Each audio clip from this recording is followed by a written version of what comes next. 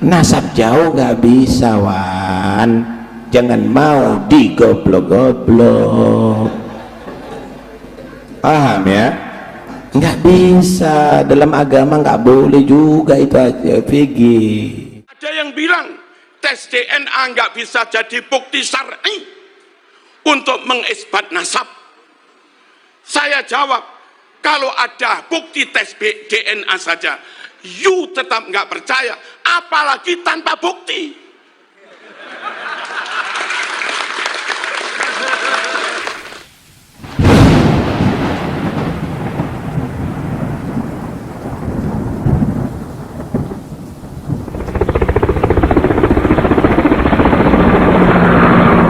Saudara, sekarang saya mau tanya, ini, tak kasih gambaran kamu. Mereka yang sudah melakukan DNA, coba suruh minta ke nagobah yang ada di dunia ini, bisa diisbat nasab dengan DNA-nya dia? Ah, bisa, saudara. Ini ngawur, ini ngawur. Wah, dia menyuruh misalnya yang saya ini DNA, oke, kamu yang sudah menyatakan DNA kamu benar, coba minta ke nagobah di seluruh dunia, bisa ndak kamu dianggap Sayyid dengan DNA kamu? Nggak akan diterima, nggak akan diterima, gitu loh. Kenapa? Karena memang tidak ada DNA itu menjadi alat untuk menetapkan nasab jauh, kecuali nasab dekat. Misal ya, ada satu anak direbut sama dua orang, ini anak saya, bukan ini anak kamu, ini anak saya, ini yang satu mati, yang hidup ini direbut. Caranya gimana lah? Ini akan diperiksakan dengan DNA-nya, nanti DNA ini mendukung nasab dekat. Begitu, nasab jauh nggak bisa, Wan. Jangan mau digoblok-goblok, paham ya? Nggak bisa, dalam agama nggak boleh juga itu aja, Vigi. Pakai kitab apa yang dipakai? Ayo kalau mau DNA, lalu menurut kau itu yang sudah DNA-nya, coba yang diminta sama Nagib yang lainnya, siapa yang meresmikan kau? Nggak akan bisa meresmikan dirinya sendiri dengan DNA-nya sendiri ya. Karena itu udahlah, tidak ilmiah sama sekali ya. Ini kalau anda mau lucu silakan, tapi kalau anda membahas ilmiah ya anda harus membahas dengan pakarnya ya. Udahlah ya, nggak usah. Ini kenapa sih urusan gitu mumet terus itu? Nggak perlu yang tinggi urusan gitu, udah nggak perlu, udah bubar ya, udah bubar nggak ada ilmiah lagi. Bahas kitab yang nggak bisa, bahas ini udah capek ya. Modern koyok ngene, si ono sing menolak tes ini lebih gitu. Alasannya zaman Nabi gak ono, zaman salaf soleh gak ono, zaman Imam Syafi'i gak ono. Ngelek mikir zaman samono gak ono para rawuh ngetes zat aditif. Orang ini mengkonsumsi sabu-sabu apa enggak? Mengkonsumsi apa jenis? Narkoba apa enggak? Bisa pakai tes urin, bisa diambil darahnya, bisa diambil rambutnya, dan diketahui ada zat aditif yang identik dengan narkoba apa enggak. Zaman Nabi gak ono ngene iki, zaman Imam Syafi'i gak ono, zaman saiki ono, apa terus diabaikan? Ada yang bilang tes DNA nggak bisa jadi bukti syar'i untuk mengisbat nasab. Saya jawab, kalau ada bukti tes DNA saja, you tetap nggak percaya, apalagi tanpa bukti.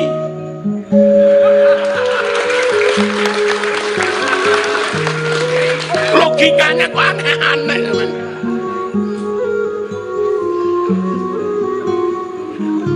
Masail NU di Solo memutuskan hasil tes DNA memang tidak bisa untuk membuktikan, mengisbatkan nasab seseorang, tapi bisa untuk membatalkan nasab.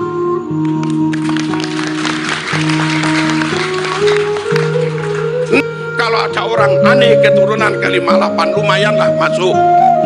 Anak keturunan 57 lumayan masuk. Aneh keturunan 28. Kalau di rata-rata 1446 Hijriah dibagi 28, rata-rata 51 tahun lebih. Masuk akalkah ibumu melahirkan umur 51? Mbah putrimu melahirkan umur 51? Padahal Fatimah umur sebelum 20 sudah punya anak. Ini hitungan nasab yang dibuat-buat, Mas. Jangan percaya, Mas. Belum lagi sekian makam dipalsu, klaim sejarah NU dipalsu, woi, klaim pahlawan dipalsu. Pemalsuan itu kadzib, bohong. Perawi hadis, rungono, perawi hadis ketahuan sekali bohong, hadisnya palsu. Kalau mereka bukan sekali bohong tapi berkali-kali bohong, maka dawuhnya haram dipercaya. Wassalamualaikum warahmatullahi wabarakatuh. Tentang kajian nasab, saya bukan ahli tentang nasab. Saya nggak punya keahlian ngelacak DNA. Saya juga nggak punya kitab lengkap tentang nasab. Tapi saya sangat mengerti dan menerima bahwa kajian nasab itu perlu dilakukan. Mengapa? Satu, zamannya sudah jauh banget. Sekarang hijriahnya 1446 Hijriah, 1400 tahun lebih. Sungguh waktu yang tidak mudah untuk klaim kami keturunan Nabi. Kalau masih 100 tahun, 200 tahun, gampanglah. Tapi sudah 1400 tahun lebih. Tidak mudah orang klaim kami keturunan Nabi, kecuali punya bukti. Paham? Kami di Jawa Timur, orang Singosari, sudah tidak bisa klaim kami keturunan Kenaro. Orang Mojokerto, Majapahit sudah nggak bisa klaim kami keturunan Hayam Wuruk, kami keturunan Patih Gajah Mada. Padahal zaman Majapahit sampai sekarang itu paling-paling 700 tahun. 700 tahun sudah sulit klaim kami keturunan Hayam Wuruk. Masuk akalkah dengan Nabi selisihnya 1400 tahun lebih, tapi asal bermodal hidung mancung plus ditambah ya khair, kef ya khair, lalu begitu mudah orang klaim kami keturunan Nabi tanpa mau memberi bukti. Kajian pembuktian kami sangat memaklumi. Hasilnya kayak apa ya nanti. Paham? Jangan durung-durung sudah menolak kajian. Ojo. Jenengan kalau jadi roes ranting yang bijaksana lah. Jangan langsung kajian haram, nanti sanad ilmumu putus. Jangan begitulah roes ranting. Halo, nggak tahu kalau roes atasnya ya. Kalau roes ranting nggak boleh. Yang kedua, kitab tentang nasab itu sendiri beda-beda. Ada kitab terbit tahun 9 Hijriah, kok 9? Abad 9 Hijriah menyatakan kaum Ba'alwi, Habaib Nulu, itu katanya keturunan Nabi. Tapi kitab yang terbit tahun 4 Hijriah lebih lawas. Maaf, abad 4 Hijriah lebih lawas, tidak mengatakan bahwa kaum Ba'alwi keturunan Nabi. Nah, kayak begini kan perlu dikaji. Dua kitab yang isinya beda, ayo dikumpulkan bareng-bareng, dikaji bersama, syukur pakai zat karbon.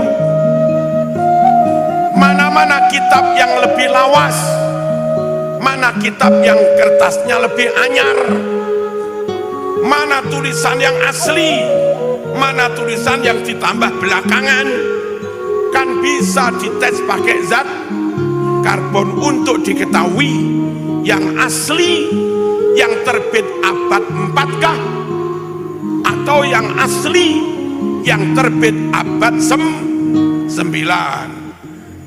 Kami sangat memaklumi bahwa kajian itu perlu. Ojo kesusu menolak. Halo, Allahumma shalli ala sayyidina Muhammad. Yang ketiga, intern teman-teman Arab atau disebut habaib lah, mereka sendiri juga beda. Orang Bondowoso bertamu ke saya, biasanya kan pulang tak beri-beri kan kalau bertamu. Bilang, Kiai, nggak usah percaya pada itu bukan keturunan Rasulullah. Kami ini orang Jawa. Yang ini bilang ini bukan keturunan, yang ini bilang ini bukan keturunan. Lah podo Yamani. Lah kami kan nggak tahu mana yang benar, mana yang salah. Apa salahnya dilakukan kajian, pembuktian yang benar Yaman yang inikah atau Yaman yang ini gitu loh. Paham apa enggak? Jadi sebagai kajian perlu biar clear gitu loh. Sehingga ketika kita takzim, hormat, adab, tabarruk, memang benar-benar dengan keturunan Rasulullah. Kalau enggak dilakukan clear begini, jangan-jangan terlanjur kita tabarruk, ngalap barokah, bertawasul, lah keturunannya kayak naro. Paham? Paham apa enggak? Bahwa kajian itu perlu, saya paham. Tapi kalau suruh mengkaji, saya bukan ahlinya. Yang keempat, kalau orang Jogja ngaku keturunan Hamengkubuwono, pantaslah. Sesama Jawa, sesama Jogja, orangnya juga pintar, berperadaban, pas. Kalau orang Papua ngaku keturunan Raja Ampat, pas. Kalau ada orang Maluku ngaku keturunan Raja Babu Salam, ya apa kok Babu Salam, kerajaan apa Babuloh, ya pokoknya itulah. Kalau ada tokoh-tokoh Cirebon, alim-alim top nasabnya, dia ngaku keturunan Sarip Hidayah, Solo, kami bisa memaklumi. Memang orang Cirebon, orang Banten juga. Tapi ketika ada orang Papua ngaku keturunan Hamengkubuwono, itu kan susah kami terima, kecuali menunjukkan bukti. Nabi itu Mekah, Sayyid Maliki Mekah, Nabi Quraisy, Sayyid Maliki juga Quraisy, Nabi Hashimi, Bani Hashim, Sayyid Maliki juga Bani Hashim, Nabi cerdas, Fatona, Said Maliki juga alim luar biasa, Nabi ganteng. Said Maliki juga ganteng. Halo, Nabi berakhlak mulia. Said Maliki akhlaknya juga luar biasa. Orang kayak Said Maliki begini, andai ngaku keturunan Nabi, kami sangat bisa menerima. Bangsanya sama, sukunya sama, marganya sama, sifat karakter akhlak dia mewarisi, fisik ganteng juga dia warisi, ilmu juga warisi. Itu ngaku akhlaknya Nabi, pantaslah kelapa jatuh gak jauh dari pohonnya gitu loh. Halo, kalau ada orang bukan Mekah, dia Afghanistan. Kalau ada orang bukan Mekah, dia Lebanon. Kalau ada orang bukan Mekah, dia Yaman. Berjarak 1.500 kilo bisa lebih. Kalau ada orang bukan Quraisy, wong dia Habasyah, Habsi.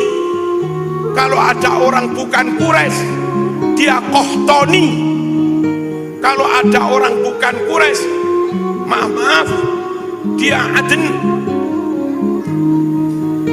Bangsanya beda, sukunya juga beda, fisiknya juga beda jauh dari Said Maliki.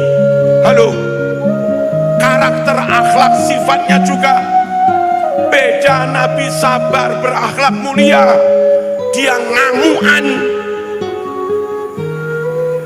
tak berprak. Halo, orang kayak begini kalau tidak mengaku keturunan Nabi, kami maklum. Lah iyalah, kalau tidak mengaku keturunan Nabi, kami maklum.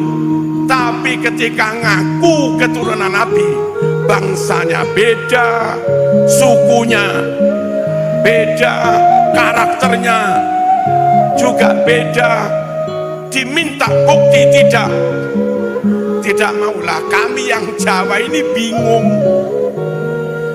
Maka untuk yang begini-begini perlu kajian untuk pembuktian. Clear. Allahumma shalli ala sayyidina Muhammad. Keperluan syar'inya apa? Setelah dilakukan kajian, jadi jelas ini keturunan, ini bukan, ini keturunan, ini bukan, ada kaitan dengan syariatku. Kalau keturunan Nabi benar, nggak boleh terima zakat, nggak boleh terima sedekah, apalagi ke rumah-rumah minta sedekah, tambah haram. Itu kalau benar-benar Bani Hashim, keturunan Nabi. Ini kan orang ahli fikih semua ini. Nah repotnya itu ngaku keturunan Nabi tapi terima sedekah. Ini kan kami yang awam itu jadi bingung. Ini keturunan apa enggak sih? Paham? Penting apa enggak kajian itu? Penting, hasilnya ya nanti. Belum. Kami amat sangat berharap negara hadir membentuk tim pengkajian. Kenapa harus negara? Karena sudah nyampluk negara. Apa nyampluk itu? Sudah kena masalah simbol negara. Ngaku-ngaku lagu kebangsaan, ngaku-ngaku lagu wajib, ngaku-ngaku lambang negara, ngaku-ngaku pahlawan, dan yang lain-lain. Ini kalau dibiarkan lama-lama klaim atas negara itu justru diklaim oleh bangsa lain. Bahaya apa enggak? Bahaya. Kami sangat berharap negara turun tangan bentuk tim resmi berkekuatan hukum, biar tidak dibully, biar tidak dipersekusi. Ada profesor ahli kimia, ada profesor ahli filologi, ada profesor yang punya data banyak, manuskrip nasab, ada profesor yang ahli nasab internasional, ngundang nakobah Yaman, ngundang nakobah Maroko, ngundang nakobah mana-mana, diundang semua termasuk Indonesia. Kalau Kiai Abbas, sekiranya Gus Imad, lalu dari Robito Alawiyah misalnya Habib Rizik merasa punya keahlian, ya diundang sekalian sampai benar-benar clear. Nanti clear ditandatangani resmi pakai stempel negara, ini keturunan Nabi, ini bukan, biar jelas gitu loh. Ya apa kalau begitu? Penting apa enggak? Penting. Kalaupun negara belum, kami sangat berharap PBNU turun tangan untuk mengadakan bahtul masail lengkap, ngundang nakobah internasional, ngundang profesor ahli DNA, ngundang profesor ahli filologi, ngundang profesor ahli makhtutot, manuskrip, dan yang lain-lain, untuk mencari jawaban yang benar. Kalau dibiarkan, ya maaf, kalau ada rakyat nggak yakin ente keturunan Nabi, ya jangan marah. Memang kamu nggak mau memberi bukti dan nggak mau dibuktikan. Jadi ya kalau ada yang yakin ya untung-untung aja. Kalau ada yang nggak yakin ya jangan dimusuhi. Memang kami yakin butuh bukti. Allahumma shalli ala sayyidina Muhammad. Clear apa enggak? Penting apa enggak perjuangan Gus Abbas Munted itu? Penting. Cuma untuk ukhuwah wong sesama muslim, ya kita ukhuwah, toleransi, saling menghormati, ya kita toleransi, saling menghormati. Halo, tapi kita nggak bisa menerima pemalsuan makam. Nggak ada toleransi pada kebohongan. Nggak ada toleransi pada pemalsuan sejarah. Nggak ada toleransi pada pemalsuan nasab. Manintasaba ila ghairi abi faqad kafar. Siapa yang ngaku-ngaku bernasab, ngebin kepada orang padahal bukan bapaknya, bukan nasabnya, ya dia bisa jadi kafir, Mas. Baca hadisnya lagi. Paham? Lo paham apa enggak? Allahumma shalli ala sayyidina Muhammad. Sekali lagi, tidak dalam rangka memusuhi siapa-siapa, tapi biar clear. Kalau sudah clear, umat tahu ini harus kami takzimi, ini biasa-biasa saja. Itu loh. Ini nggak boleh kami beri sedekah karena ini keturunannya Rasulullah. Yang tak haturkan kepadanya bukan sedekah tapi hadiah. Itu loh, biar clear. Plus begini, menurut kitab Tiba, wa ila sibtaini nantasibu nasabam ma fihi min takhoni kam imamin ba'dahu khalafu minhu sadatun bidha urifu wa bihadzal wasfi qad usifu min qadimid dahri waz zamani mitlu zainil abidina ali wabnihil baqiri khairi wali wa ila sibtaini nantasibu. kami keturunan Rasulullah, orang yang bernasab hanya kepada Imam Hasan dan Imam Husain. Siapa yang tidak bernasab kepada Imam Hasan Husain, nggak usah ngaku keturunan Rasulullah gitu loh. Woi,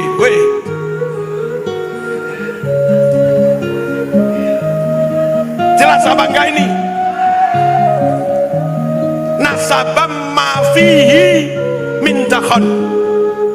Nasab ke Imam Hasan Husain, nasab beneran, nasab clear, nasab terang, mafihi min dakhon, sama sekali enggak ada remeng-remengnya, sama sekali enggak ada asapnya, sama sekali enggak ada dukhonnya, sama sekali enggak ada debunya, clear padang.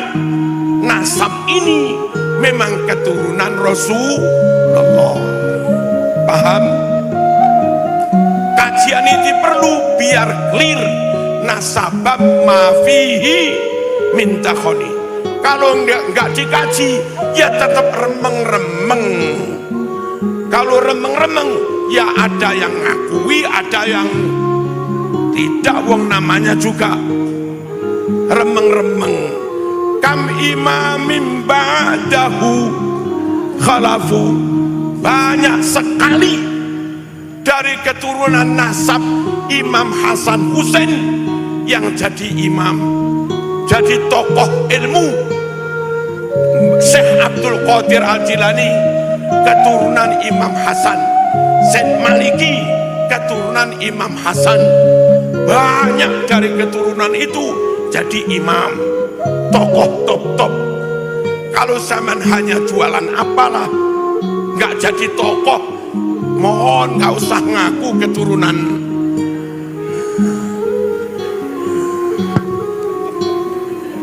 Ini biasanya kami imamin, banyak yang menjadi imam.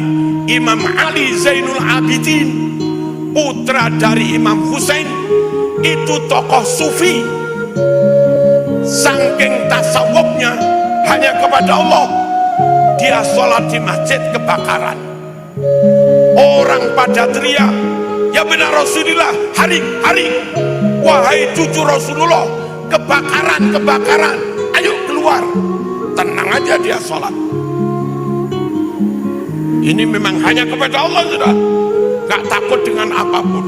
Tokoh sufi, selesai sholat, orang cepat mengevakuasi, dikeluarkan dari masjid selamat. Lalu ditanya, kenapa kau diteriaki kebakaran, kok tetap saja tenang sholat? Apa jawabnya?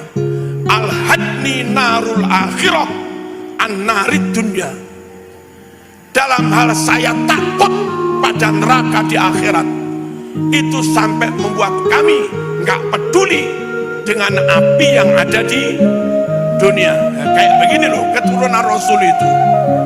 Orang hari-hari nyari duit, minta kesana kemari, zuhudnya nggak ada, nggak jadi tokoh, nggak jadi imam, lah kok ngaku.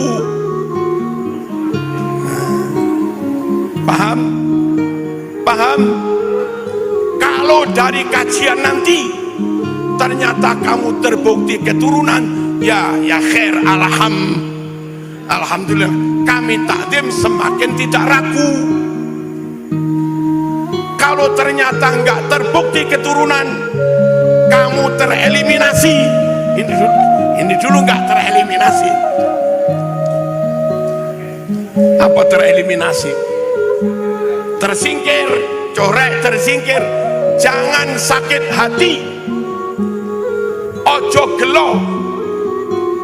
Muslim sejati mending menjaga kesucian, nasab Rasulullah, meskipun tanpa ada nama saya di situ, daripada nama saya dipaksa-paksakan ditulis di situ, tapi nasab Rasul menjadi tidak murni. Paham? ojo gelo, ojo loro hati. Terus minhu sadatum bida urifu, dari nasab Hasan Husain ini, nasab Rasulullah, urifu, mereka dikenal dari dulu, dikenal dengan sebutan sadat. Sadat itu jamak dari sayyid. Halo, dari dulu anak cucu Nabi itu namanya sayyid. Lalu belakangan untuk membedakan cucu Husain dan cucu Hasan, yang cucu Husain tetap sayyid, yang cucu Hasan menjadi syarif. Dari dulu keturunan Nabi sayyid, minhu sadatun bida urif wa bihadal wasfi qad wusifu, dengan sifat sayyid. Dari dulu mereka diberi sifat. Sejak kapan? Min qadimid dahri wa zamani, sejak zaman dulu kala. Akan saya katakan, wong dari dulu namanya sayyid, dari dulu namanya syarif, syarif hidayatullah. Kok tahu-tahu bukan sayyid, juga bukan syarif, anak cucu Rasulullah, berubah sebutan menjadi apa tadi? Loh, apa tadi? Dari dulu sebutan anak cucu Rasulullah sayyid atau syarif, syarif. Kok tahu-tahu belakangan berubah menjadi apa? Labib, apa? Apa? Apa bu? Labib, labib, nggih. Apa? Katanya kitab Tibaan dari dulu namanya bukan labib,